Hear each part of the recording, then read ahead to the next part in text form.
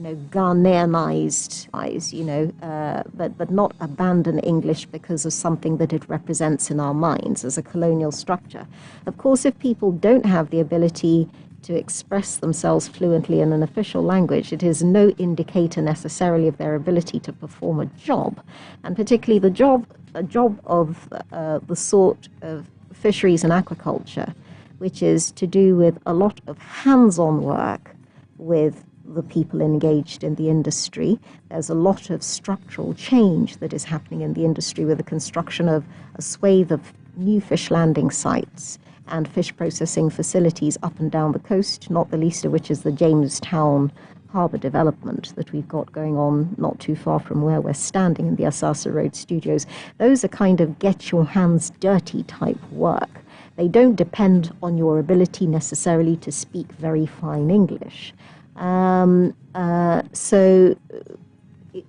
would have thought that from the point of view of the probing of the people on the appointments committee, that is what they should have been looking to establish, the person's ability to carry out the job. Of course, there's the entertainment aspect of things, and people had a very good laugh at this yesterday, and sure, it made for a good laugh. How Akumson has form. You couldn't have hoped for a greater contrast in terms of the nominees who are up for vetting yesterday. Kujopong Nkrumah, who is super fluent and super expressive and super articulate, and Hawa Kumson, super brilliant. And Hawa Kumson, I wouldn't talk about the brilliance because I think the woman has brains, but of a different kind. And Hawa Kumson, who is not. I need to argue on this. Hawa Kumson, who is not. Please don't take Mr. Odu Mahama's words for mine. That's not what the process should have been about, if you like. But inevitably, because it's a very public setting, if you set yourself up for that, you will have bricks thrown at you. And I noticed interestingly on Twitter yesterday, Franklin Kujo was saying, "Who is this woman?" And she knows absolutely nothing about policy. And if she's, she's given the job, he will stop being friends with the president. And Amayal Deborah, even more interestingly this morning on Twitter, is asking, was the hair bone straight? That's what Amayal Deborah wants to know about the vetting yesterday. It's a very fine hair attachment I noticed yesterday. So that's all I have to say about the vetting yesterday. Okay, Benji, so yes, you also followed. What's up? I differ on this one with the views that have been expressed. Really, I think that we are making the conversation around the language, which really is not it for a lot of people. It's even about an understanding of the sector, as demonstrated by the nominee. A simple question, for instance, was, there are three main sectors or subsectors of the fisheries and aquaculture ministry. What are they? This was the question. And she said she does not understand the question, so she cannot give a response to that. And that was after sitting down for some time. And you realize that for every question that is brought or is presented to her, the chairman of the committee actually tries to get the high or the most broken down level of clarity, so that the language does not become the barrier, so that she can say whatever it is that, this is someone who has been a minister of state for 4 years. If for nothing at all, in terms of base level communication tool, which is your English base level, you would have at least over the time developed how to engage at a minimum with that. We are not saying write a policy paper by yourself. All right. So the demonstration of her knowledge of the sector in itself was very problematic. And that's being very charitable. Did other ministerial nominees get asked questions like, how many departments are there in your ministry? It's not about the department. It's about understanding the sector. Because nobody will ask you, if you want to ask about departments. So the difference for me, yes. The difference for me is that I think what Nanaya is trying to find out is asking, quote unquote, academic questions as against inquiring about what the person can do, what you can do. And this particular question is a case in point. For you to be able to appreciate or to demonstrate what you can do even in that sector, you need to know the various components and the specific policy that will address whatever needs of the various sectors. So for example, if Kojo Oppong-Nkrumah was asked, Mr. Kojo Oppong-Nkrumah, what are the various forms of media outlets that we have in the country? What I mean by that is there is print, there is you don't have to give an answer. Kojo was not asked that kind of question. Exactly. I mean, I think it was insulting to the person who was there to start asking them that level of question, and it was deliberate. No, of course it was deliberate. I don't know why we are of course it was offended by this particular one, because we know what the woman's strengths are and we know what her weaknesses are, and I think there were people who deliberately targeted her, knowing that it is not the kind of answer she can provide. You see, Nanaya, if you allow me to have my take on this, you disagreed with us, so we are disagreeing with you. You won't even let me express it. Okay, you have. Please. Our time is almost out. You are not behaving like Shachu. There we go. There we go. My Lord, Because really, for me, okay, I did not think she expressed to the Ghanaian people that she understood the industry, because the question about fish farming, for instance, that we are expressing concerns around, that is one sector of that particular, one subsector of that particular industry. And so if you are indicating to us what it is, and then you are subsequently going to identify the specific problems associated with that subsector, for instance, then you are demonstrating a certain level of, even if you don't have knowledge, preparedness for the vetting at a minimum. Because you may not, this is the first time she's going to that ministry if she gets approved. So you may not know everything. You may not have the benefit of hindsight. But at least once you are preparing for that particular vetting, there's a minimum level of information you would, arm yourself with going to sit before that particular committee. And that is baseline. And that's why some people, for instance, were upset about other nominees, that certain specific questions were put to them and they demonstrated a lack of knowledge with that regard, given that it is baseline information for that particular sector. So even if you don't know, you have not worked in the space before, what did you prepare coming to sit before the committee? The contrast between her and Oppong-Nkrumah, that one it's not founded, because clearly these are two different persons. But to make the whole conversation around the language and say that it's because, well, she's not had those kinds of opportunities. We did not even just speak about language. No, not just okay. We didn't speak about targeting, and I spoke about personal scores and settling personal. Every single nominee that goes there, some of those things are thrown out there. So we are not one of those lawyers who think they know better than the court. Please. There you go. Let's move on. Let's go to the Supreme Court, and on that, I'm not one of those lawyers who thinks they know better than the court note. Let's just pick quick comments about the Supreme Court and matters arising. I'll start with you, editor. You have 1 minute. I don't have much to say, because I think I've said all. About this Supreme Court. It's a complete waste of time. I've said it, and I'll express it strongly in other fora, probably today. And some people may not like me. They will not like me. I know they will not. But I'll say it. Look, this is a complete waste of time. This whole Supreme Court thing is about this figure, 30 million, 400 and something. The whole Supreme Court thing, all the calculation is based on that wrong figure. And we are here wasting our time. I'm told that the closing remarks or closing addresses from the second respondent is simply indicating that this whole case never amounted to a petition. Oh, and so it's a complete waste of time. You hosted us, Benji hosted us here. Benji was when the first day we had this petition. We non-lawyers. What did we say about it? Yeah. This one, we thought we should give it to some level 100 law LLB student to handle it, and that would have been a cool job for. You don't do this on a Friday, which is a Sabbath day for you. You don't do but that. Today, I'm actually incensed with this. There's another review application coming up on Monday. The court has indicated that if you apply, we will hear. So no problem. But the results of it, that one, it is the court that will determine. We cannot guarantee what you want. If you apply, no matter how many times you apply, we will hear the application. You don't go to court. We will decide. You don't get what you want. You actually. He said that you get what you prove and not how you feel. Yes, and you don't also get what you want. You get what you deserve. He who applies will be heard. Yes. Yeah. Just like he who alleges must prove. It will be heard on Monday. Oh yes. So the review application is for now. Which of them? No, the dismissal of the application to reopen.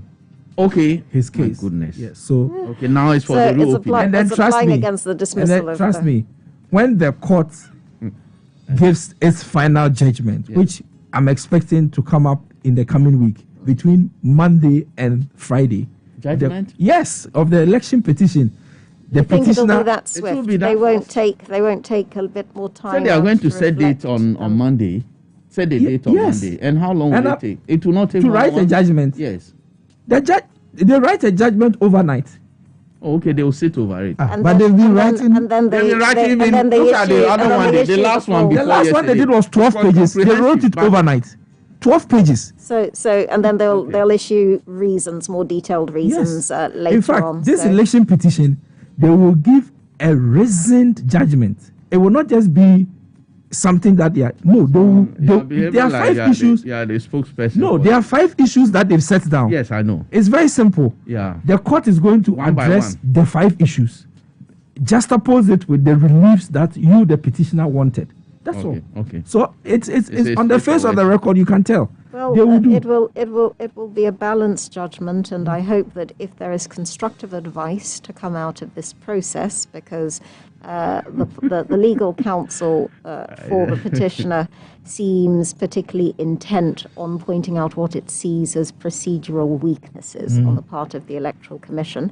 So if there's any constructive advice to be given as a result of this petition, that will emerge, and that the petitioner as well as the respondents can feel like something has been gained from the process. Of course, we do not know what the outcome of what the verdict will be, what their lordships will decide, but I think certainly it will be taken into account that there were numerous attempts to do what appears to be spinning out the process and, essentially kind of wrong-footing procedure. In order to extend the 42-day time limit on the hearing of election petitions. As I said, what I'll also be interested in hearing is if the judges have an opinion on the need to revisit the terms of CI 99 and how that's to be done. The timeline. Whether we need some kind of further review, whether we need an extension of the time period, or whether there need to be more rigorous rules about presenting evidence up front, so that is, and being very clear about lists of witnesses to be presented in court by any of the parties in an election petition. Benji? Yeah, well, nothing surprising to date. With every decision that is given, I keep on saying that this is not the last. There's going to be a review application. There's going to be an application for subpoena. And it makes me too easily qualified to be a prophet. Look, I mean, it's Benji, you'll be a good the prophet. thing about it, when the process was going on and an objection was raised and the objection was overruled, even that decision, we went to review. So how much more the final judgment? That's why I was coming. There will be review. In fact, just professor, that there will be a review on the final judgment. Benji. That one, there won't be a review. Oh, why? There will be the spin. I mean, beyond what has happened in court, there will be that which will happen outside. Because yesterday I saw glimpses of that this issue is going to end, notwithstanding the ruling that will be given. Ghanaians are watching and they will know the truth, and the truth shall prevail. I also saw it. Yeah. And that is the thing we must speak. You've had your time. Let me see. Let me speak. Moral, this emotional masturbation. Did you hear what he said? No, don't repeat it. This early morning, anyway. But I think there's nothing surprising. There's nothing surprising from what has ensued so far. The court has indicated that Monday is going to give further instructions with respect to when he's going to be giving the decision. So, I mean, the judgment. We look forward to that. Yesterday, I saw that Sheshi, that's Akotuampa, yes, was trying to push for cost to be awarded in a constitutional matter because he thinks that it's becoming frustrating now that every single step of the way there is some kind of an application, some kind of review. In fact, for Monday's review, what it means is that there would have been, within this short period of trying an election petition, there would have been about 8 applications and 3 review applications within the space of trying the election petition. And that tells you the volume of stuff that has gone there. In fact, I've kept a database of all the processes, applications, witness statements, everything. We have it there. Probably it's interesting. In the history of the court, this will be the most efficient court. Having done so much within a short time. Yes. Anyway, imagine if we're not operating under CR 99. Then it means that this election petition would have ended next 2 years. Anyway, so COVID-19 updates. Total confirmed cases in our country, Kojo, 78,689. Recoveries have crossed the 70,000 mark, and so it's now 70,348. Active cases in the country has dropped a little bit, 7,773, because we're already in the 8,000s, and so it's come down. And then new case build up.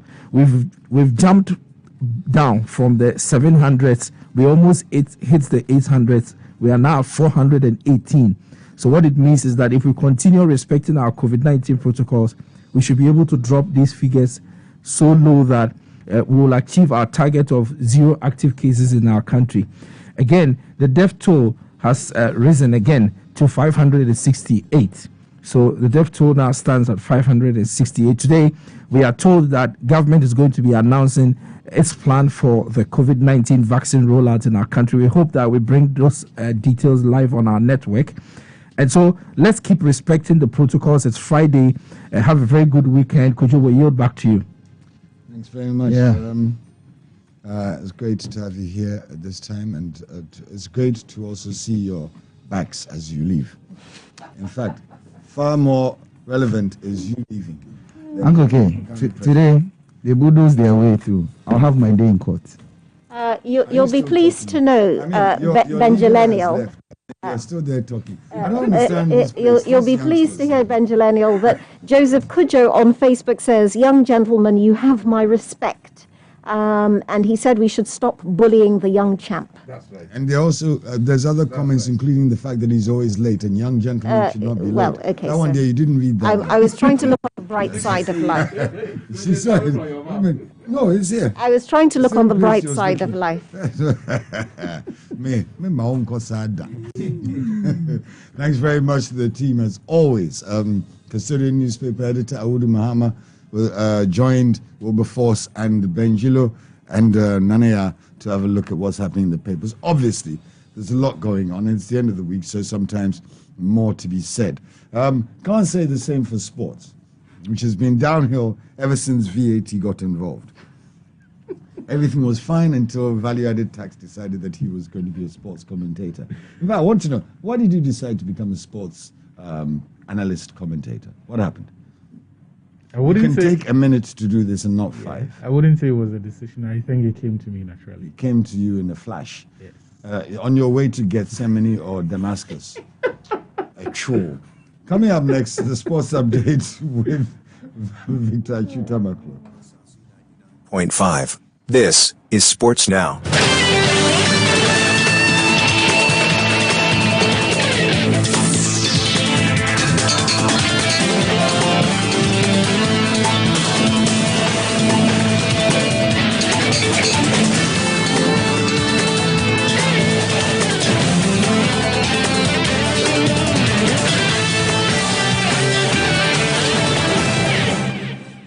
Good morning, welcome to Sports Now on the ABS. As always, it's proudly brought to you in association with McDonald Shipping Company Limited, your total logistics provider. We'll begin from Australia, where on Sunday, the men's final of the ongoing Australian Open will take place between Novak Djokovic and Daniil Medvedev. The 33-year-old Serb is in the final thanks to that win over Aslan Karatsev, where he won 6-3, 6-4, 6-2. The Russian 14 Medvedev also met Grifiti Tsitsipas in the other semi-final on Friday, with both men taking on to reach their first Australian Open final. We can now hear from Novak Djokovic speaking about the potential matchup with Daniel Medvedev. Daniel Medvedev, as I said previously, is the player to beat on a winning. He's on a big winning streak.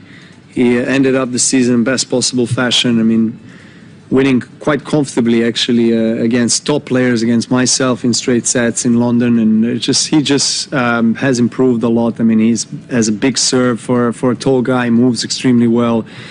You know, forehand maybe was his weaker shot, but he has improved that as well. Backhand is as good as it gets. I mean, he's so solid. He doesn't give you much, but he's not afraid nowadays to attack and get on the net, get to the net, and take it to his opponents. He's so solid. Also, I heard Jim Courier calling him a master chess player because of the way he tactically positions himself on the court, and it's true. You know, he's definitely a very smart tennis player. And he's the man Novak Djokovic is worried about. That's Daniel Medvedev. Well, the other half of today's semi-final tie is the Greek Tsitsipas, and that game will be happening on Centre Court later today. So neither player has won a major title yet, and will face an opponent in Djokovic, who's bidding for an 18 Grand Slam to close the gap on Roger Federer and Rafael Nadal. So whilst Medvedev and Tsitsipas are seeking or looking for a ticket into Sunday's final, what's certain in the women's division is that there will be no Serena Williams in that final, following that semi-final defeat to Naomi Osaka. The man who's in the final, Novak Djokovic, had some nice words to say to her, saying that he can understand the disappointment and frustration Serena Williams feels given her consistent defeats at semis. I can empathize with Serena and what she's going through. She's such an amazing champion that inspires both male and female athletes around the world, and what she has been doing, I mean, still is doing in her age is extraordinary. I mean, I'm sure she's disappointed. I heard she was also emotional in the press conference, and I regardless of all the success that she had, I know that when you lose a big match, you're frustrated, you're pissed off, and you're emotional. Of course, it's completely understandable. But I think when you see a larger picture for her and everything, that who she is, what she stands for on and off the court, she's one of the greatest ever. I mean, there is no doubt. Athletes, not just tennis players. So. Well, in the women's final that's coming up tomorrow, we're going to have Naomi Osaka going up against Brady in the final. So we can now hear from Naomi Osaka speaking about her own performance and how these days she plays as though she's got ice in her veins, unlike the early days of nerves, even though she used to win, but she plays these days with that aura of assurance and confidence in her game. I honestly think that it's just opening myself up more to my team, having longer talks with Wim before I go out, expressing the nerves that I feel instead of bottling it all up and trying to deal with it by myself.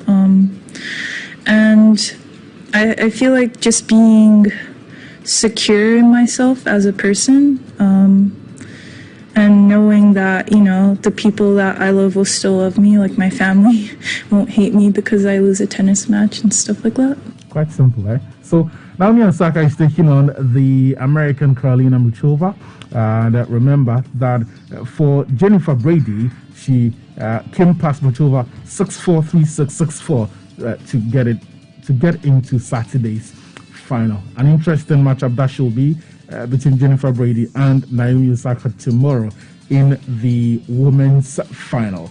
Well, let's get into some European football action, because in the Europa League, there were some interesting games that were played last night, with Arsenal, Man United, Spurs all being involved in action. In some of the results, Dynamo Kiev drew 1-0 with Club Brugge. Resta Belgrade were held by AC Milan in a 2-all drawn game at home. FK Krasnodar lost to Dinamo Zagreb by the odd goal in 5. Olympiacos beat PSV Eindhoven by 4-2. Real Sociedad lost to Manchester United by 4-0 at home. Now, United won that game with goals from Bruno Fernandes, who struck twice, Marcus Rashford, and Daniel James to complete that 4-0 route. Yes, Manchester United manager Ole Gunnar Solskjaer speaking about the team's performance after the win. We played well. We were more clinical in front of goal, of course, even though we had a few chances before we got the first one. But definitely, when we got the second, the game opened up and we found ourselves in loads of space. Of course, we got Newcastle first, but we'll put a strong team out because it's about creating momentum. We've been through a difficult spell, and I thought we found ourselves a little bit tonight. Well, Ole Gunnar Solskjaer's Manchester United manager.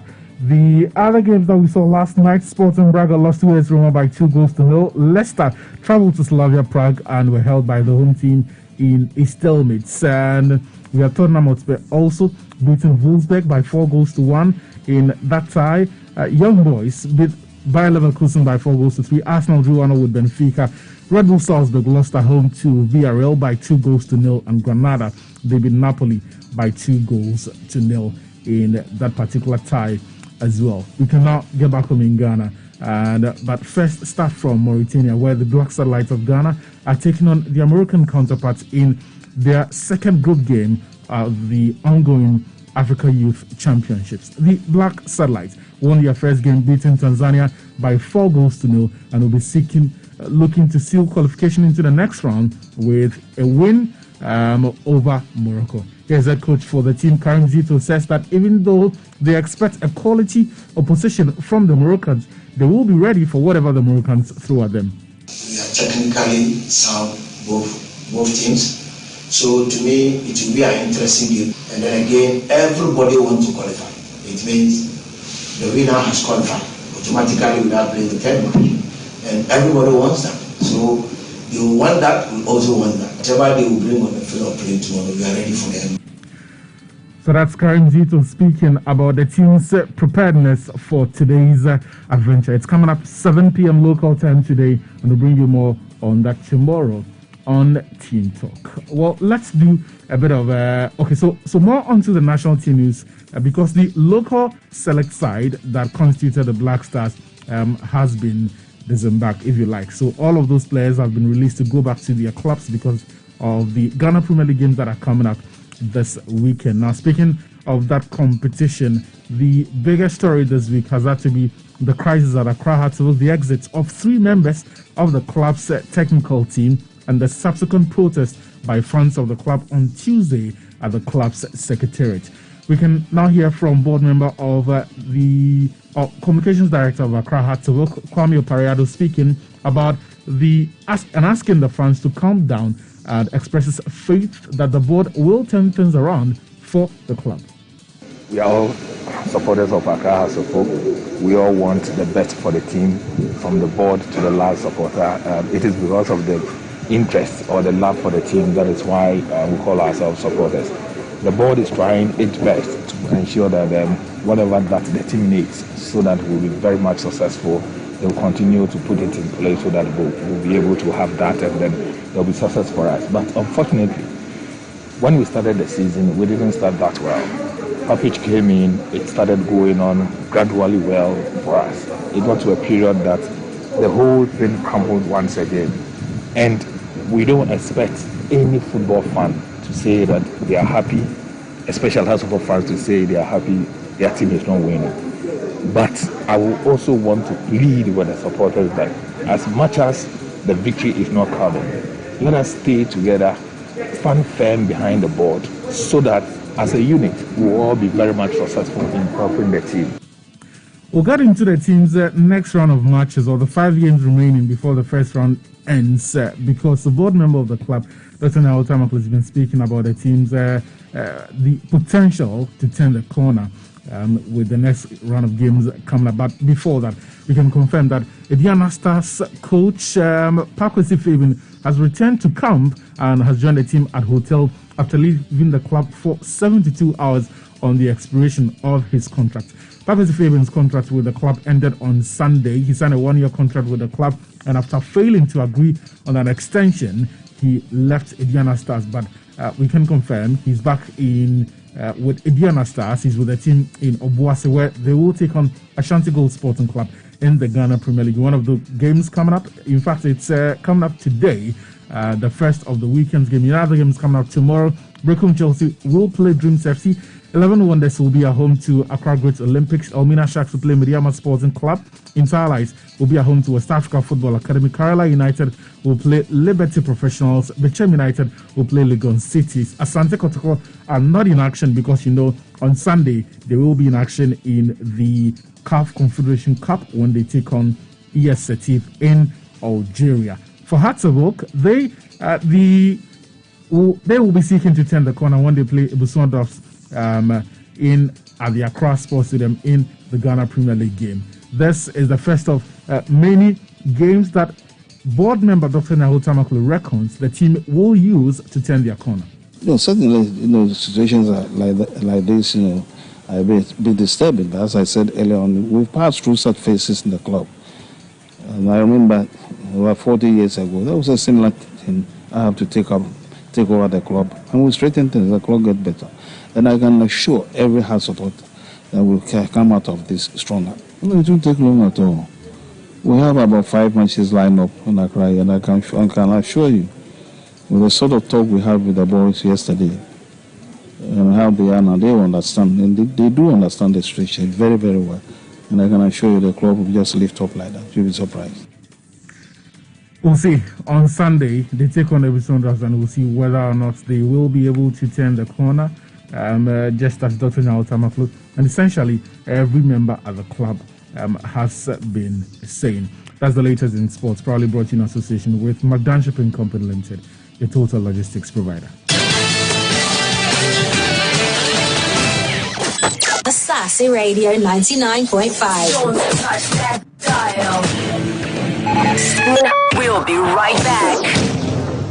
Magdan Shipping is undoubtedly the market leader in freight forwarding in Ghana. This is the result of years of building a track record of effectiveness in warehousing for both bonded and general, for all volumes, charter cargo to and from all parts of the world, project cargo, customs brokerage, haulage, and cargo handling. Added to these are the most competitive air freight rates on the market. Choose Magdan and experience the consistent delivery with all logistics needs. With Magdan Shipping, there is a limitless capacity to meet timelines with its optimum technology, a committed workforce, and a network of over 2,400 sea and airports around the world. Magdan Shipping has the expertise and continues to meet your varied logistics and free forwarding needs. So look no further. Contact us at Block 10, Aviance Cargo Village, Airport, or visit www.magdanshipping.com or call 0302-762280 or 0249-991199. Magdan Shipping, your total logistics partner.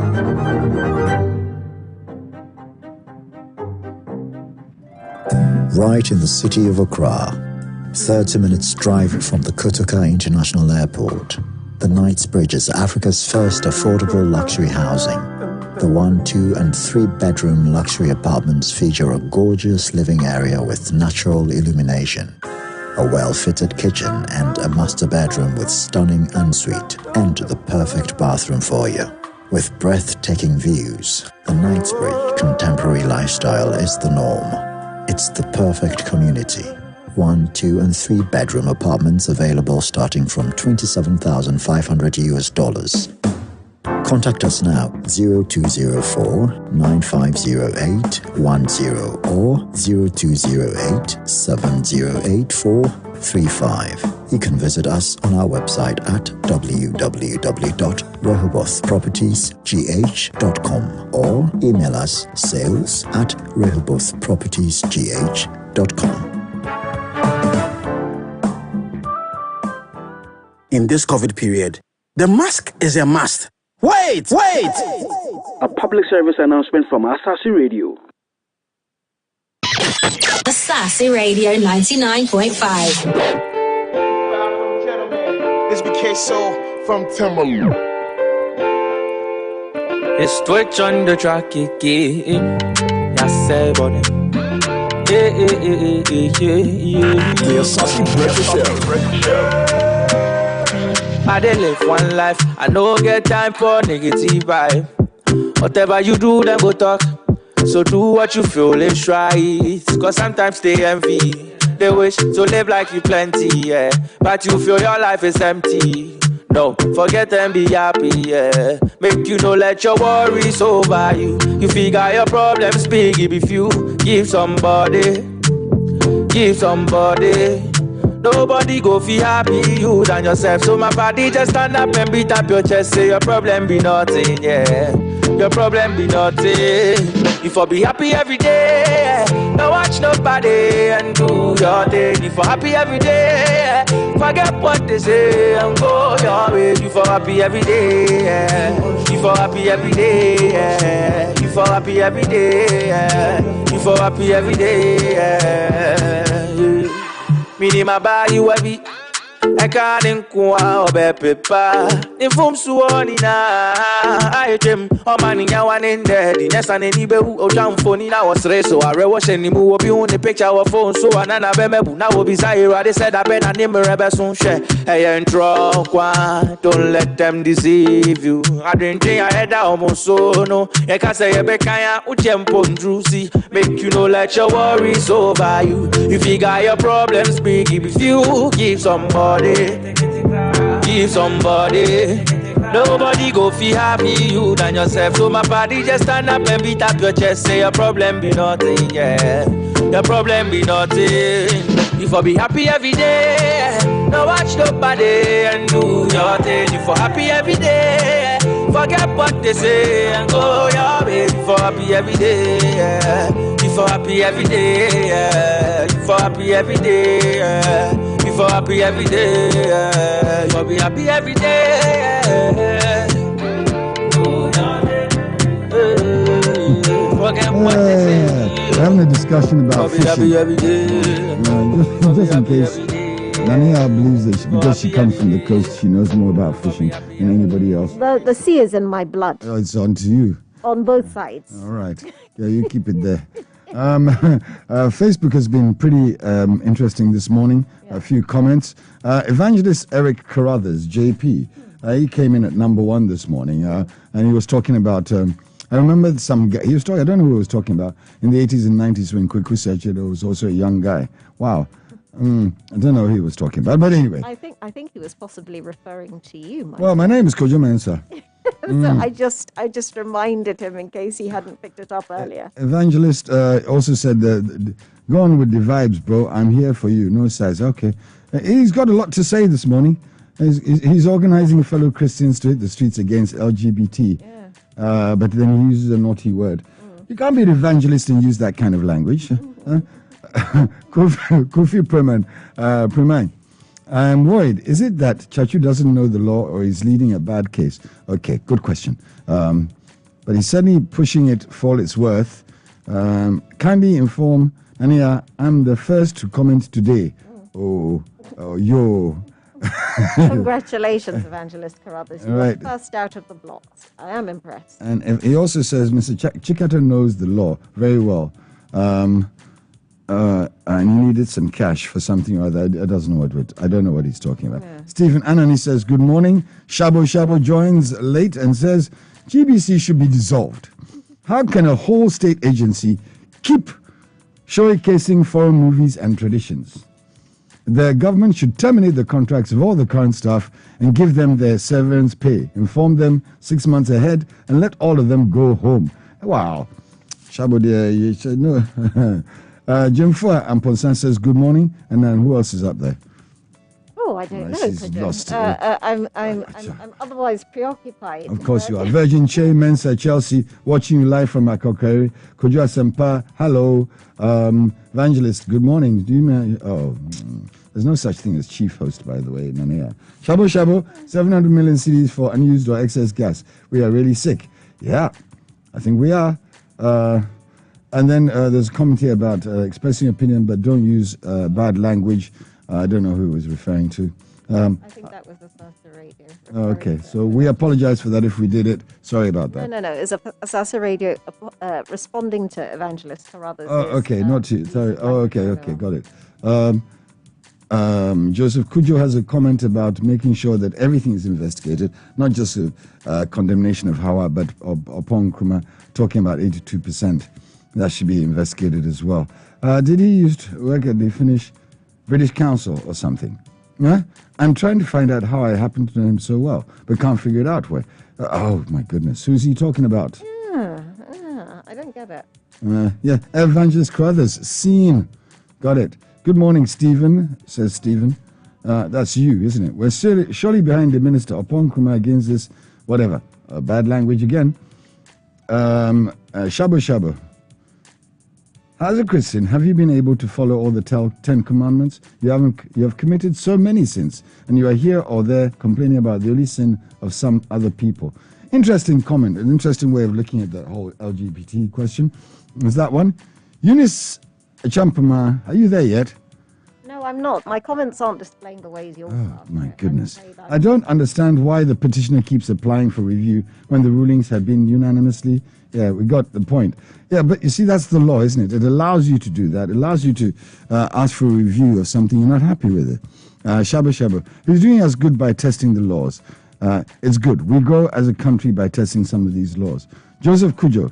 Hawa was honest and Opong Nkrumah wasn't, according to him. Good morning, Jim Fua. That's from us as well. And then again, another one from us. Shabo. Fair point. Do we have honest people in Ghana, says Shabo? Yeah, I think we do. I've been known to be honest, not regularly, about once a month, but it happens. Yeah, I mean, Nania is very honest. Really? Far too honest sometimes. It's annoying. I mean, quite honestly. I apologize if I've been honest.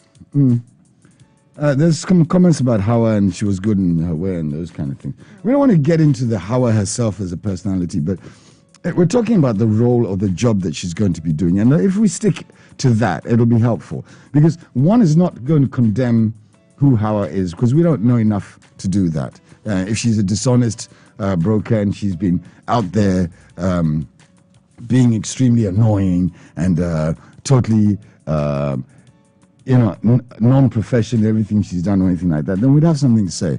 We don't get that from her. There's the incident with the gun, obviously, and then this seeming inability to handle what was before her at the vetting. And so we have to look at it holistically. What's the decision you're trying to make? Does she represent appropriately in a supervisory position the job of minister in a key sector? That's the decision. No? It's about some yes, of it, I mean, it? then there would be some further argument about what the core functions of a minister of state are. And there are some people who argue strongly that you are there to formulate policy. I think that was Benjamin's point earlier on. And you're also there to be the public face of the government overall and to represent the government's position. And therefore, if you are inarticulate and if you lack proficiency in the official language, and if you don't particularly care for explaining matters of policy full stop, the ideas side, if you like, or the thinking side of your brief, then you are not qualified to be a minister. There is the argument that says that particularly with a job such as fisheries and aquaculture, particularly where there is a lot of work going in and a lot of money going into developing the sector at the moment up and down the coast, the key thing is your ability to deliver projects on the ground, quote unquote. It's not a phrase I particularly like, but you know. But we get it. I mean, it's let's put it. I agree. You got to go out there and be seen, and then you got to be standing at the water's edge, encouraging the fishermen, and you be able to speak to them in a certain type of and form, and in a manner that engenders that spirit. And the challenges with the fishing industry at a very localized level has been this mistrust of government, because government does have to support the fisheries industry, both coastal and inland. And so these are the things where it's really grassrootsy in a certain way. So there's obviously the good side of being that kind of minister, that person who can organize and get people behind you, and let's move together, let's work together. It's a bit like farming, but less stressful, I suppose. And particularly because fisheries and the coastal areas of Ghana, it's a subject that Benjamin has looked at in some detail on his program, Candid Voice, on Sunday night. That the NPP lost substantial ground in the last election in coastal areas. And the actual former Minister for Fisheries and Agriculture, Elizabeth Afolikwe, actually lost her seat. She got in very narrowly in the primaries and then in the election wasn't able to retain her seat. So there's, which of course is a coastal seat, for all. So there is some argument that there is a lot of groundwork from a political point of view for the NPP to make up in the coastal areas of Ghana. And that it is seeking somebody who has that, if you like, political smarts. As Rootsy. opposed to... You need a grassroots organizer type person. Certainly for that practical aspect of it, definitely probably fits the bill. Those questions will not be asked at vetting. How well can you organize fishermen in Tishi? That's not going to come up. But those are the things that perhaps are the hidden factors that perhaps should play a part. And then whether or not you can defend government policy and ensure its application at the level where it's supposed to be applied. That is also a job that sometimes, again, you need the popularity of the individual selling the policy as opposed to somebody who's got book smarts but really can't,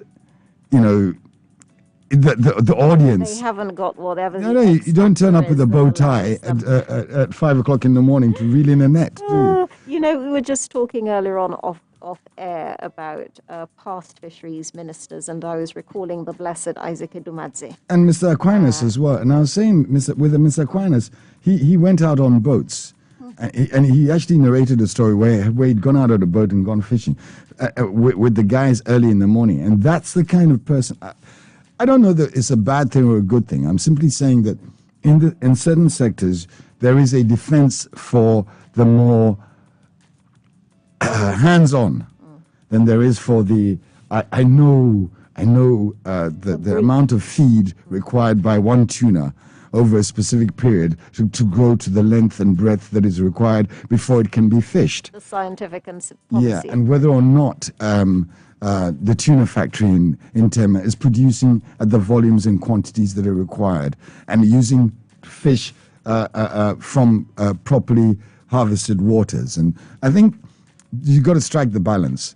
However, that all having been said, one still has to ask the question, look, you're coming to vetting. You know what's up. So when you come in there, and you've seen what's happened before you, nobody got it easy. Nobody got a nice, hello, how you doing? Well, you look like a nice person. You've got the job. There's a lot more to it. So I think that for me, my concern would only be in whether or not there was enough preparation. Not so much an inability to acquire the information, but whether or not there was enough attempt to acquire the information or certain anticipatory information that would come up. And that, for me, was the biggest challenge.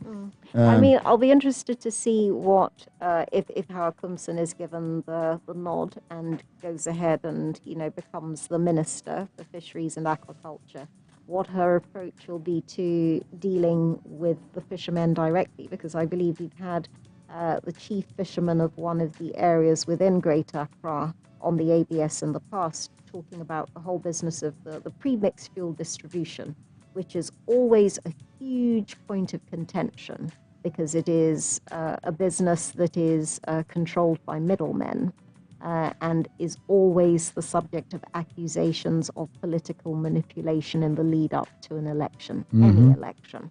And I believe the chief fisherman, when he came on the last time round, was recommending a new structure of distribution where the fishermen essentially would get their supplies directly, possibly at a subsidized rate, and not go through the middlemen who he regarded as the main cause of the trouble. If Howard Kumson has any practical ideas about how to reform the structures for giving the fishermen their inputs supplied by government premix fuel primarily, but also outboard motors and fishing nets, as well as implementing the program of fish landing sites, which is, underway at the moment. She will have done a large part of fulfilling the needs of the brief. Yeah, we'll see. The Howard one is a difficult one. Listen, one always likes to try and find a celebratory point not to defend, but just to say that there's a reason for it. I've tried to give as much of that as possible, but there is a downside. And the downside is that, and I said this to Nanea, I'm going to say it again. Look, it's not about the command of English language, but I don't know one single contract that's ever been signed in Fanti for any of the international maritime treaties or any of the rules governing the seas and the fishing waters, fishing lanes, inland waterways, the rules of the sea, and all those other things. They're all in English. So there is that problem. And I think that, of course, the backing of the technical people in the ministry is already there. But you must know enough to be able to say, Master, baby, I walk on no. This is nowhere the government wants to go. Therein lies the challenge. For me, that maybe is the challenge. But anyway, Ania's going to get more into that as well. As we're going to the phone lines now, we're joining Dr. Antoinette Tsibudako, Center for Policy Study, Fellow and Lecturer at the University of Ghana. She's on the line on the vetting process and the performance of one or two of the nominees. We are going to be obviously talking about Hawa, amongst others. But anyway, we'll see what happens. Hello. Hello. Good morning. Hello. Good morning. Good morning, Dr. Tsibudako, and thank you for being back with us on the Asaase Breakfast Show. Thank you for having me, and good morning to all our cherished listeners. Now, Dr. Tsibudako, yesterday was remarkable in Parliament for, if you like, the contrast between the two ministers designate who are up for vetting by the Appointments Committee. Honourable Kojo Pong-Nkrumah was put to what was a particularly grueling test in a certain sort of way, 5 hours. What would your comments be on the length of time that to date has been allotted to the process of vetting? So far, in my opinion, I think some of the nominees have been subjected to a rather grueling process of vetting, where some of the questions are repetitive. So you keep hearing the nominees saying that I would have answered that already.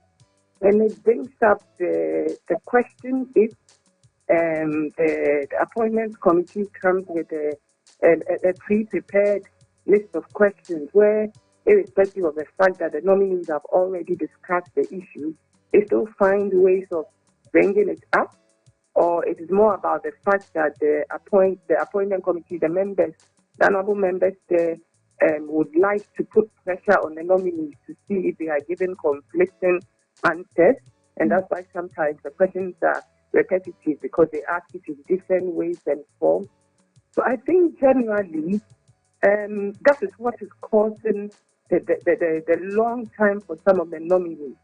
And I also pray that it is not being subjected, that our honorable members are not subjecting specific people to longer hours because they want them to bow under pressure.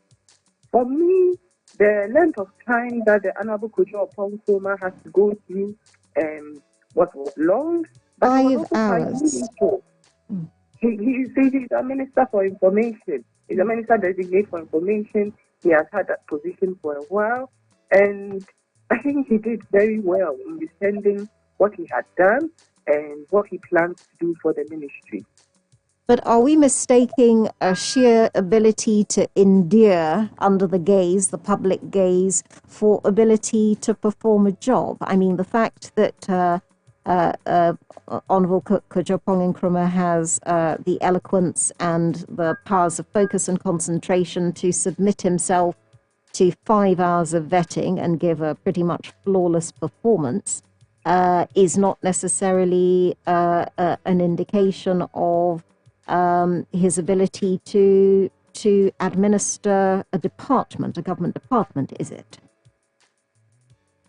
For his portfolio, for what he's been nominated as, he needed to prove eloquence. You are going to be the information minister, and you need to show capability of how you're going to deal with information. So for me, I think some of the questions that were asked him were very, very relevant, but I also found a lot of repetition in the amount of information that was being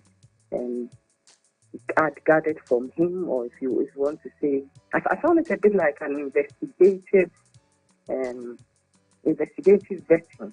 Okay, you would definitely recall that they asked him questions on his last 2 or 3 years, because he was first deputy before he became the substantive minister.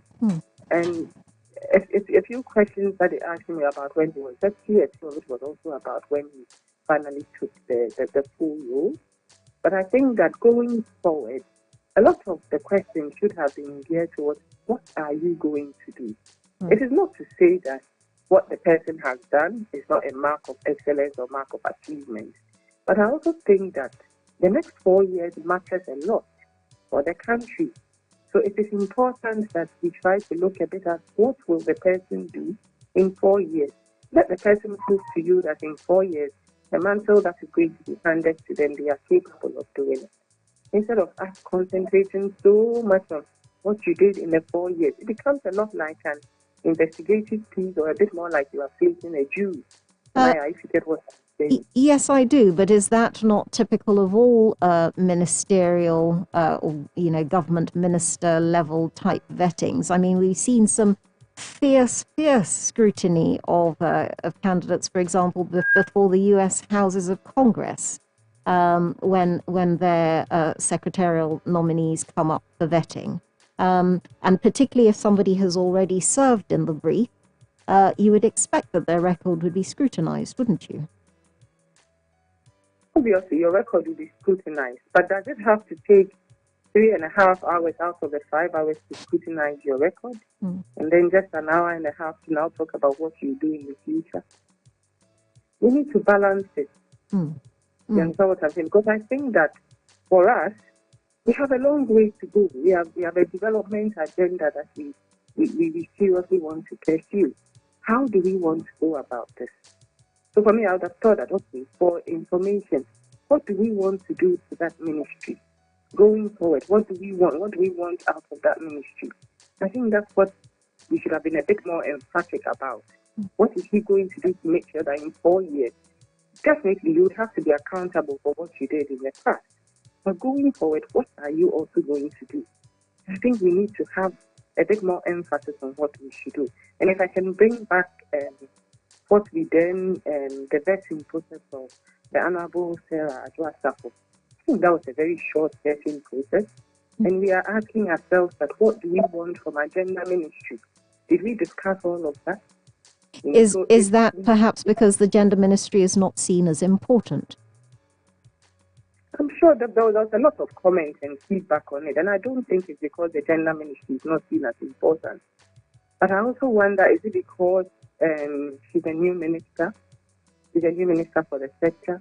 Perhaps if the old minister was being retained, then she would have also been subjected to 5 hours of vetting. Well,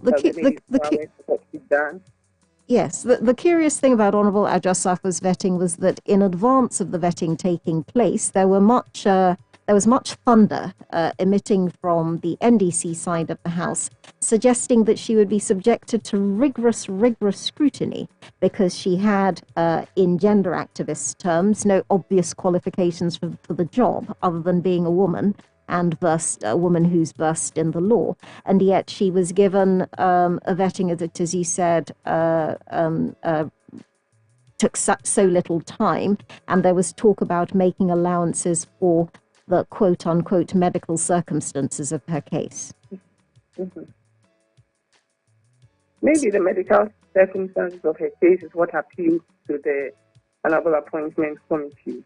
But if not, I had quite a list of questions that I wanted answered for me, that I wanted to know about what the gender ministry is going to do, because I find the Gender, Children and Social Protection, one of the most important ministries for us. And for the fact that the public opinion or the public court quickly rises to issues such as why do we still have a high number of street children? Why are people still begging on the road? Have we dealt with all our social protection issues? There are issues about leave, there are all the different social protection programs, school feeding camps and this and all of that. I think the expectation was that some of these questions would have, or some of these issues should have come up during the vetting to give us a bit more conviction that the honorable nominee was going to take the mantle and address these issues for us. I think that is where, as a social policy person who is also well vested in social protection, that is where my worry was. There are matters of social welfare, poverty reduction, social protection, which are generalized, but people get very focused on the gender aspect of the job because it's the first thing that comes in the title, and presume because it usually goes to a woman, which is where I want to ask you about, if you like, the gender aspect to the vetting in relation to the hearings yesterday, and the reception to the performance of Howard Kumpson, Honourable Howard Kumpson. She's generally not seen to have acquitted herself very well in formal terms, not to have been very articulate, and not to be very on top of the brief. Your response to those criticisms? I heard I was a bit confused. I heard Kojo just before I joined the conversation saying that he hasn't seen any contracts written in Fanti, yes, exactly. So her lack of skill in English might be a problem, he was suggesting. Yes, but then I heard him also say that that's why we have technocrats and technical people. And I think we need to understand that the strength or the ability or capability of an individual to take charge of a ministry is not only about their eloquence and how much they can speak English. Well, Kojo's point was that if you have the technical people who are able to deal with the questions, then why do you need the minister? You need a minister because you need someone who has strength, somebody who has drive, somebody who has purpose, somebody who can work with people. I don't know if you have. I have worked with the fisher folk for years. I've had the advantage to do a lot of work for the fishing community, especially because I've done a lot of research in oil and the effects it has had in fishing community. You don't go there speaking English, and you have to be very assertive. You have to be very strong when you are having discussions with them. I know how Kumpson has a very engaging nature. Her strength in being able to win the Ewutu Senior issues alone shows that she's a strong individual and she can deal with fishing community. You need somebody who understands and deals with people in a very respectful manner. That is also a strong point for her. I don't know if you've ever heard about this woman who owns cold stores in Tema. She owns all of it. She's actually the biggest cold store owner. If you've heard of Adomorso, yeah. Adomorso, yes.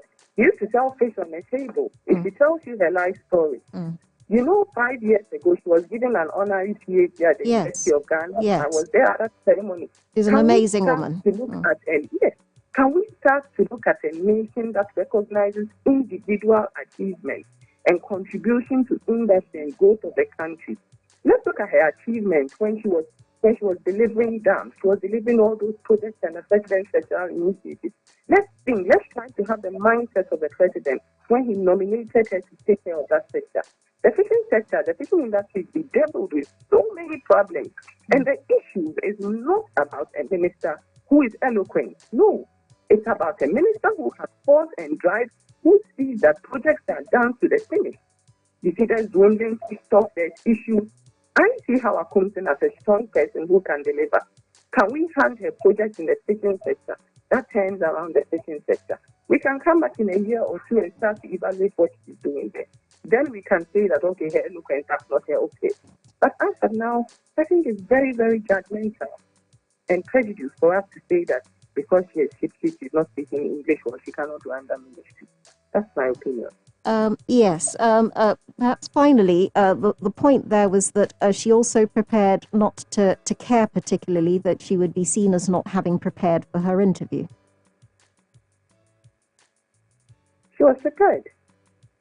I think some of the questions were very intimidating. And when you see people trying to get, I was really very impressed with the way she went. She went on apologizing about the situation. I mean, I found that very, very comforting, because it was an incident that a lot of people were also waiting to discuss. And her approach in being very apologetic, I think, was fantastic. And then in terms of preparation, can we ever all be very prepared? Can we all be ever prepared for a situation? Gave answers, gave what she was thinking. And in my opinion, if the honorable committee members thought she wasn't giving them enough answers, is there a law that says that we can't speak any other language apart from English in Parliament? I don't know if we have a law like that. Yes, English is our official language. But for all of us, we tend to grasp other languages when we realize that people are not understanding us very well. I don't know if there's a parliamentary law that says that we cannot speak any other language. Now, we are the same country that is fighting and saying that we are losing our culture, we are losing our roots, our children are not speaking the right language. And it's something that I wanted to come to Asaase and fight with you about. When are we going to take cognizance of the fact that we are losing our language? We are losing those very important aspects of who we are and what makes us what we are. If you were supposed to examine somebody in their local language and you were to examine them in English, and they got 80% in their local language and they got 40% in English, would you fail them, or would you say that they haven't done well? So I think some of the standards by which we are starting to measure people, we need to look at it carefully. Yes, we've had the beginnings of this debate on Asaase, on the Asaase Breakfast Show, and I suspect that that's a question that is going to run and run for a while to come. If I may ask you briefly, finally, looking forward to the vettings to come, now there is a time limit that has been imposed on them so that they can't run longer than 2 hours. Do you think that this is going to be sufficient for grilling of all the ministers to come? We have notably the case of the finance minister who has not gone through vetting yet. I think human rights advocates should have taken a stance on this and started to say, you know what, get people to start. I mean, under normal circumstances, who wants to sit for 5-6 hours? No.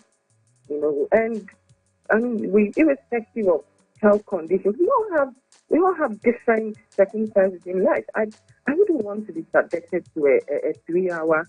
You know, there's already enough tension and anxiety. So what if something happened to the person while you were doing that? Would we blame the honorable appointee? So I think it's good that we have 2 hours. I think 2 hours would make everybody understand that you need to be very, very specific to the point in exactly what you want to ask the honorable nominee. Even examinations, Nanaya, have a time limit. Every examination in life has a time limit. So how do we then start a vetting process that has no time limit? I think one of the things that we didn't do right from the beginning was that, and it's good that we have done that. It's good for us to always look back at what is not working and start to put in some. Let's see how the 2 hours maximum goes, and hopefully that should give us, you know, some more interesting sessions. Because honestly, and I can tell you that after 2-3 hours, people lose track of what is happening in Parliament. How many people would sit behind TV for 6 hours watching a vetting session? So you kind of drift in. I was doing that. I'll drift in for 30 minutes. I'll drift out for 1 hour. I'll drift in for 15 minutes, you know. So if you really want us to be interested in what is happening, and it is for us as a nation to be interested in the vetting process, these are people who are going to lead us, who are going to take the president's agenda forward. And it's for us as individuals to be interested in who they are. But I don't want to sit behind the TV for 6 hours listening to what is happening. You know, indeed. I don't think any of us does, except for the most dedicated and, if you like, obsessed with vetting. And it's lessons learned, and I'm very happy that we are moving in that direction. Yes, absolutely. Thank you very much, Dr. Antoinette Sibudaku. It's been a pleasure. Thank you for having me too. Thank you. Bye. Bye. Bye. Dr. Antoinette, she just ripped through my arguments. In the most reasoned way possible. Yeah. Again, you see, it's a bit like the case before the elections petition. Both sides have a different opinion, and that's why there's a petition, and that's why it's being dealt with by a third-party arbitrator. And I get it, and I can't really argue against the points that she's making. But do they really? Do they tilt the balance? It's got to be in the hands of those people who are vetting. I think that. For me, starting with the last thing she talked about, the time limit now being set, that's such a great point. That, come on, I'm not going to sit there and listen to somebody for 6 hours. I don't really like anybody that much, so why would I? And then beyond that, what can you possibly achieve that you did not achieve in 2? You're defending your own dissertation. You're not going to why? Either you and then there's too much point scoring. I have found that when you have this expended time, you're spending time on the petty, the thing that irked you about this person, and you focus on that without saying, let me ask this person questions that speak to their competence for the job. So, substance. Yeah. So this is probably going to help them in that way to redirect. Then again, I would ask, as I said, which ministerial vetting process, except perhaps in North Korea, is not subject to pretty much those sorts of... the petty. Not just the petty, the point scoring is a big point. I think so. I mean, especially if you're the opposition, that's your job, isn't it? It's your chance to get a little, get a little bit of a one-up, and also make your presence felt. You have absolutely no power over the list of people that is going to be chosen for the job. You probably are not going to see whoever is chosen for the job is probably not going to be the person you want, because you want somebody from your own side to be in that position. So you're there, and it's like an open goal. Of course, you're going to want to, kind of hurl. I think one of the great things that could have happened that would help with this vetting is if we actually practice the idea of shadow ministers, because then I could compare my shadow minister with the minister that is being appointed by the president and say, well, look at my guy. And then you can literally do a comparison. So when I'm questioning, I speak to... Yes. But the opposition does have spokespersons, key spokespeople for each ministerial brief. The problem is that it seems to get slightly dispersed, and there's a little bit of buck passing around the place very often with who is responsible for answering to which brief, and people treat it as a bit of a freelance open field again, and leap into the brief sometimes where their help is not sought. Right. But where you have official spokespeople, they should be made more answerable. We're going to have to go very quickly back to the phone lines. We just wanted to get a human resource consultant to get a sense of this whole thing about, well, how do you get information? Basically, this is an interview for a job. So, what are technically what you should be looking for? What should be the proper questions, and are we getting that from our vetting? But anyway, so he's on the line, Dr. Bernard Hazel Amwa, and we'll find out what his thoughts are. Dr. Hazel Amwa, good morning, and welcome to the Asaase Breakfast Show. Good morning. How are you all? We're quite well. Thank you very much for joining us. And we wanted to ask your perspective on the way the vetting procedures in Parliament, very briefly, have been working so far. Are you convinced that in the vetting, the Appointments Committee hearings that we have the best setup for unearthing whether the candidates presented have the requisite qualifications for the job or skills for the job? Thanks for the opportunity to speak. And I'd like to just even look at the whole vetting process as a basic human capital assessment perspective for any job, because it is indeed a job that these guys are going to do. From the vetting committee themselves, I asked myself the question of whether they've actually even prepared properly and understand the full context of what they're trying to assess. All right? It doesn't just take understanding a general subject matter to be an interviewer. The extent of actually being vetting for a ministerial position, it takes a bit more insight into how questions should be asked to get the right answers, what posture and how to even probe further to get the right answers for all the questions. That's my first point on the vetting committee. The second point around the candidates themselves, without making any specific reference to any potential minister, because I'm being very apolitical here, is that they don't even seem to show, at least majority of them don't even seem to show a thorough understanding of the context of the positions they are even vying for. Secondly, they don't even demonstrate the right skills and competencies that would convince myself as a Ghanaian who has voted some people into power, be able to understand the vision of where the country is going, to contribute adequately and aptly to help us achieve that vision. There has not been much clarity from any of them, in my view, as to what has been done over the past 4 years for those who are retaining their ministerial positions, and how they're going to continue doing that with clear actions, deliver the plan. It's not been very clear for me. Sorry, this has not been very clear from the line of questioning or from the answers given by the ministers From designate. The answers, at this point, I'm speaking about the ministers being vetted, the designated ministers being vetted, right? So some of them are unable to present, a continuity plan from where they left off. And some of the actions they took in the previous administration being critiqued as to whether those actions were in favor of the country. The defense was quite poor and quite weak. All right. So I don't see much of a problem-solving approach. I don't see thoroughly thought-through answers. These are ministries that are the pillars of our development in this country. All right.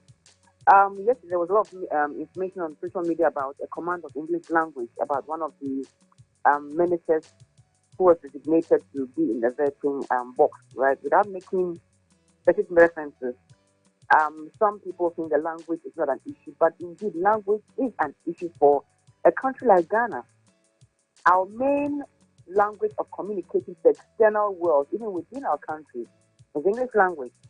So even though we're looking at how well someone can do a job, the prowess and other competencies, the command of language is absolutely important, because without communicating properly, how do you share information? How do you share the vision? How do you get things done?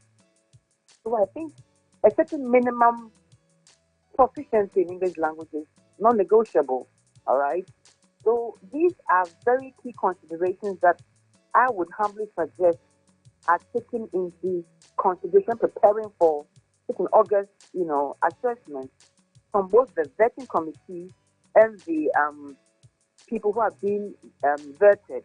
If I was to be vetted for a position like this, I tell you I'd be spending weeks without sleeping, doing thorough research, understanding what I'm going to deliver, and putting together a plan and present that plan for Ghanaians who are also viewing this in camera to know what I'm going to do.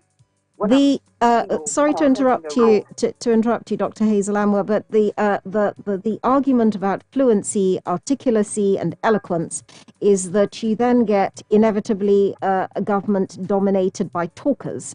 And we all know that particularly when it comes to advocacy and argument, lawyers are particularly trained in that skill. So you get a government dominated by lawyers, but you need different competencies. You might need somebody who is just a very hands-on person, but may not necessarily be very, very articulate. You might have a brief that is politically sensitive and need somebody who fits that brief, but isn't necessarily very good at defending their own position verbally. Yes. In English. The point is about diversity of the team or diversity of the ministerial group that we're going to have, right? So I agree to the point about not voting for talkers. So by eloquence, by somebody who is able to articulate and all that, it's not about the volume of words they say. It's about being able to express themselves, either concise or short in a precise way that's understood by the other person they're trying to communicate to. All right. So being eloquent and being able to articulate does not also border on somebody who does not have the capacity to be confidential or keep confidential information. It's about being able to express yourself when called upon to express yourself properly. All right. Because if somebody is not able to express themselves, how can they even share their thoughts? In our context, it's important that we engage people so that all of us can move in a certain direction. All right. So, given especially our current political divide in the country, if we are not able to get people to communicate in a way that we all see their point of view to support, we will have a problem. And I think our democracy is getting to a point where it doesn't matter what political party you belong to, it's about what you are going to do for the progression and the progress of this country. And therefore, communication skills, I think, is a prerequisite for everybody in high office or in a political office or in a public service office to get their job done properly. Thank you very frankly speaking, it's basic for me. Thank you very much, Dr. Bernard Hazel-Anwar, for joining us on the Asaase Breakfast Show and for that spirited defense of communication skills from our ministers. So that was Dr. Bernard Hazel-Anwar, and he seems to have very firm opinions on the subject, that you really do need people who can express the position and that it's an absolute fundamental skill. Must. I suppose that always happens. The challenge also is going to be if you're a bit nervous because it's a pretty intimidating environment, then your communication skills may not be up to that moment. Usual. And again, we're going to have to say that on the field and in a classroom or in a classroom setting, there's always the argument about whether or not exams per se are the best way of judging somebody's competence. Or whether you should go by the course. Whether you should go by, exactly. So there's always that. I'm not going to argue against what she's saying, but there's that to be borne in mind. 5 o'clock, I keep on doing this. I did it yesterday, didn't I? 5 minutes past 8 o'clock, and not 5 o'clock. And she's here. It's the weekend. She was missing yesterday in action. I don't know what happened. But she's back. Obviously weathered the storm, whatever it was. And wondering what I'm going to say next. She had a secret appointment. Whatever. Whatever. Anyway, Nana Oye Walton Ankra is back with Business AM at 8:05. Asaase Business. Asaase Business. Asaase Business AM. Good morning and welcome to Asaase Business AM. I am Nana Oyankra. We begin from the banking industry because commercial banks in the country could not retrieve 28% of loans issued in 2020. This is about 5% higher than loans lost in 2019. The Bank of Ghana says this is due to loan write-offs and increased credits, particularly in the last quarter of 2020. Meanwhile, the non-performing loans ratio of the industry increased from 14.3% in December 2019 to 15.7% in June 2020, arising from the pandemic-induced repayment challenges, but it has since declined to 14.8% in December 2020. The Bank of Ghana has therefore advised banks to strengthen their credit risk management policies and engage in risk-sharing arrangements through syndications.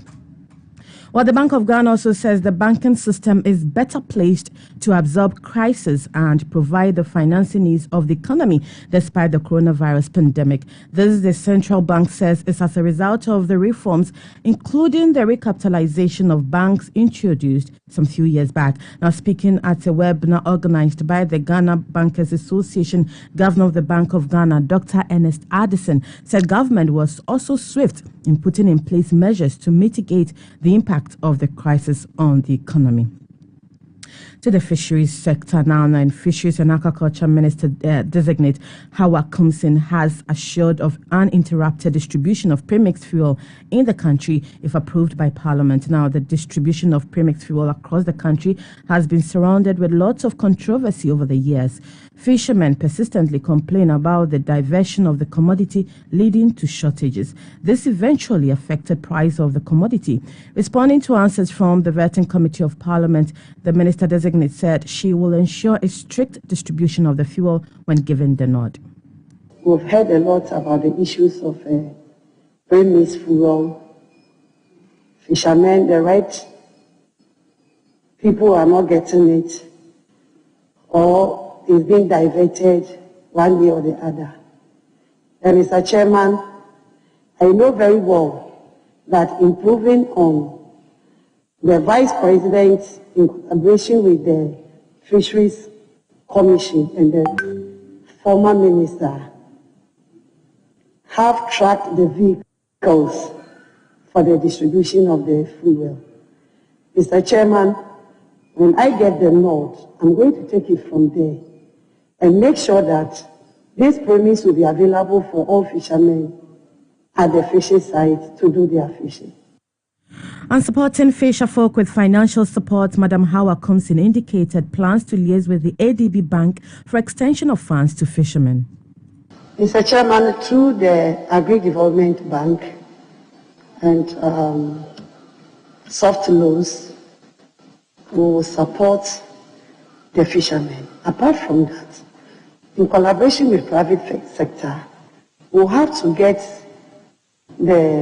at a moderate cost.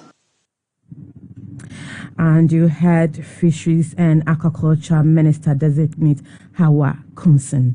Now, some motorists have expressed reservations about a proposal by the Minister Designate for Roads and Highways, Kwesi Amoakwata, for an upward review of Ghana's road toll rate to finance major roads in the country. Mr. Amoakwata was responding to a question by Member of Parliament for Asaase, Montoko Mobrak, on how to innovatively address the issue of funding of major roads in the country when he appeared before the Appointments Committee in Parliament on Tuesday. By reacting to the statement, some motorists who spoke to Asaase Business at the Tema Motorway toll booth were unhappy with the suggestion and lamented the poor nature of roads in the country. The previous money that they have collected, what have they done on the road? They've not done anything. They just left to us potholes, a lot of potholes when you're driving on the motorway. What they say is the wrong sighting of an electric transformer in the market. The transformer gathered fire yesterday and disrupted trading activities. Some of the traders who spoke to Asaase Business said several appeals to have the transformer removed have not yielded any results.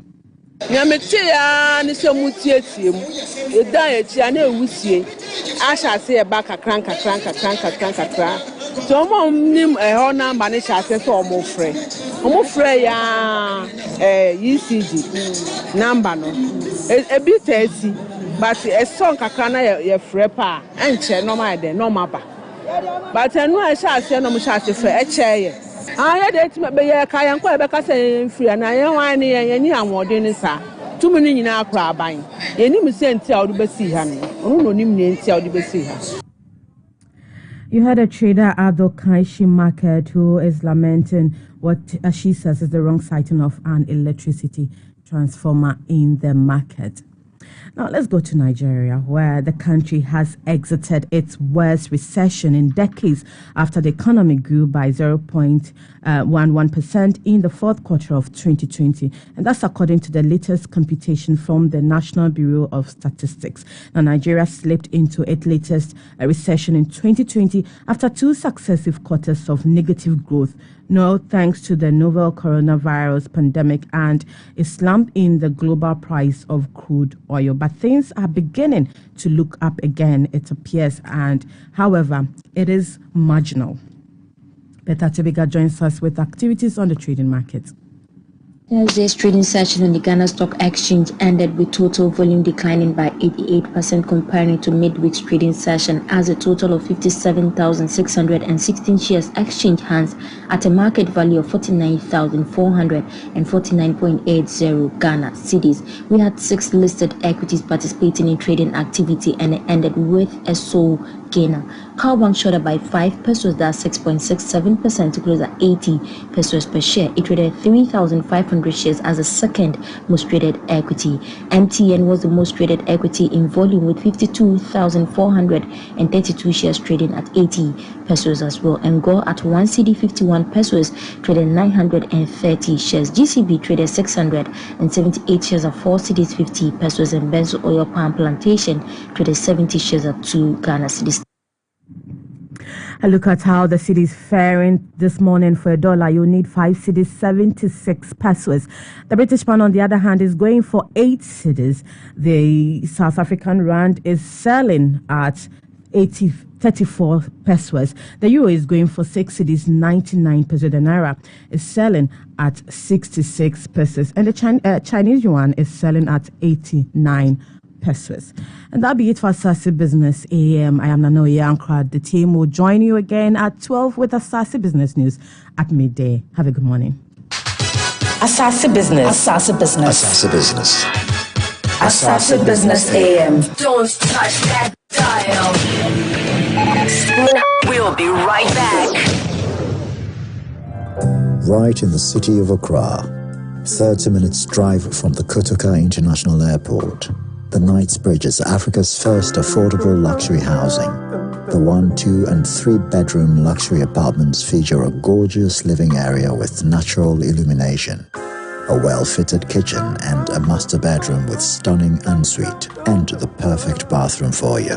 With breathtaking views